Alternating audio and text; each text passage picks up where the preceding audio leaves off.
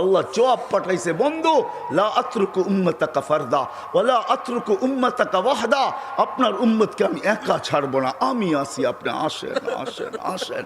তখন বলছে জিবরিল, মালাকুল মউত ইদান ইলা রাফিকিল আলা, হাত রাখো, আমি আল্লাহর কাছে যাইতে চাই।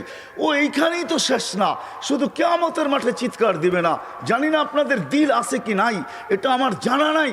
কবর থেকে যখন উঠবে, লম্বা হাদিস আমি টানতে চাইতেছি না, মালাকুল জিবরিল আমিন যখন পর মারবে, হুকুম হবে ইতি হাবিবি মাকাম আল মাহমুদ, আমার বন্ধুকে মাকামে মাহমুদে নিয়ে আসো জিবরিল।